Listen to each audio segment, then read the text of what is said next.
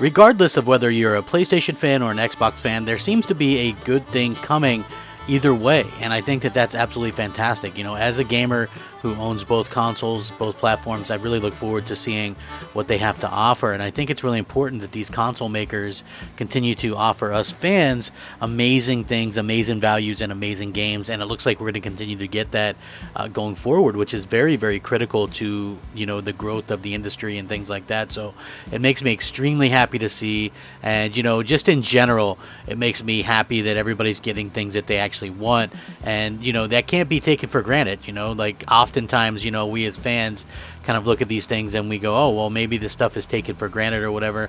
No, you know, for me personally, I always say, you know, enjoy the games while we have them, because, you know, we never know when we're going to get, you know, something else, you know. And I said that about, in particular, even Ratchet and Clank. I was like, you know, Ratchet and Clank is such a great such a great video game that, you know, we should really not take it for granted. And what I mean by that is it's the only current PS5 only exclusive that we know about for the next, what, year, or maybe we don't know. Like Horizon, God of War, even Kena are all, you know, cross-gen games. So Gran Turismo, cross-gen. So, you know, we'll have to wait and see how that all kind of works out. But at the same time, you know, just be grateful that we're getting some games, and some of these things are so much fun, you know, and just absolutely what that's what I'm about, you know. So we saw that Microsoft had a pretty good E3, I have to admit, you know, very nice E3.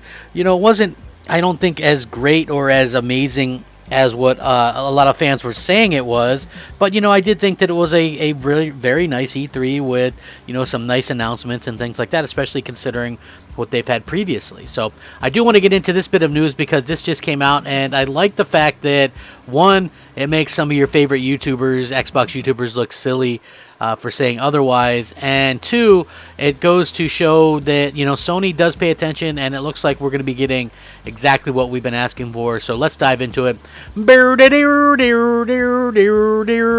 Hey, what's up, everybody? It's me, Crap Gaming, back with another video. Hey, hopefully all you faces are doing good on this Father's Day. I love my father, and I want to say my father is Colt Leasewood, but, you know, he's no longer with my podcast, but we still get along, and he's still my daddy. So let's go ahead and get started with this great day, and this great bit of fun, and this great informative piece of information by the Crap Gaming. Let's go. So anyway, I appreciate the intro for there and all that kind of good stuff. Happy Father's Day to everybody. You guys are all great. You know, so again, it was always made fun of that Sony was like against crossplay and things like that. But now the CEO of Sony, Jim Ryan, has actually gone out and said that no, they're not against crossplay at all. And he says that the number of games that support cross-platform multiplayer is going to continue to increase on PlayStation. So I think that's good, you know, having these things compete with each other. I think it's specifically console to console is very important. While I'm not really a big fan of the console to PC stuff, I do think console to console is awesome, and I think that's something that should continue to come out there. So Sony's aversion to crossplay is well known across the industry, and even after finally letting the walls down and allowing access to crossplay in some instances on PlayStation, details that have since come to light have shown that even now, getting crossplay enabled on PlayStation can be quite a complicated process. However, PlayStation CEO Jim Ryan insists that cross-platform play is something that Sony is all for. In a recent interview, Ryan said, "We support and encourage crossplay," listing a number of games that support crossplay on PlayStation, including the likes of Call of Duty, Rocket League, Fortnite, Minecraft, and more. He went on to say that the number of games with crossplay enabled on PlayStation will continue to grow. We're at a point where crossplay is becoming standardized in multiplayer games across the industry, which means the amount of games that support the feature is only going to keep progressively growing. Even so, complications still seem to rise every now and then. Recently, however, crossplay was blocked in Borderlands 3 on PS4 and PS5 for various reasons, and we're not really sure why. I mean, it looks like it could be a problem with Take-Two, but again, this is really showing that, you know, Sony's being progressive, going out there, listening to people, making sure that, you know, all these gamers have kind of what they need, and I do really think that that's important going forward, and I think that that's critical to, you know, that's critical to the success of the platform going forward. So yeah, very nice to see everybody kind of going forward with sort of what's going on, and I like the fact that everybody's kind of talking about, hey, we should get crossplay, we should demand crossplay. It's nice to see that not only are we getting that, and we're going to continue to get that for those that actually want that. I love it as an option. I don't love it as a forced feature, which Microsoft tends to sort of force things on people. But the other thing that I wanted to talk about was, I talked about the other day, was it looks like From Software and Sony have a big kind of collaboration going on for a new exclusive that's probably a couple years away still.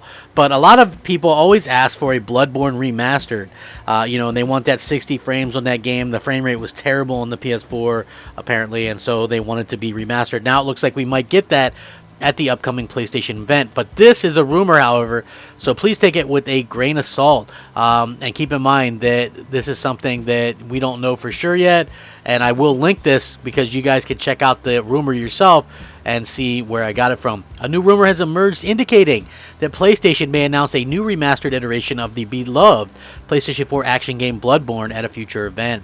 Although this isn't the first time we've heard the rumors of sort, in fact they've been attached and they've actually started to emerge once again, is getting a lot of fans hopeful, especially since the PlayStation 4 version of the game has still yet to be upgraded for the PS5. Now the rumor of this new remaster of Bloodborne stems from someone named Tim Rogers, who is a content creator and former game developer. In recent weeks, he said on social media that Bloodborne would receive a new PS5 version at some point in the future. Although it wasn't clear if he had actual sources to back up the claim, some fans actually assumed that he could have been some kind of insider or given some kind of information. In recent days, he has gone on to double down on the notion and has suggested that a Bloodborne remastered might be revealed at a future PlayStation event, and there's already one that, obviously I did a video on that, where Sony is going out and making sure that they have their own version of E3 to keep fans happy. It looks like PSX is going to be back, and I think that's going to be good for everybody. It didn't dissuade people from asking questions and things like that, and he might be privy to something that others are not. And he also encouraged all of his followers to not play Bloodborne if they've never done so before, because he feels like the 60 frames remaster is imminently due.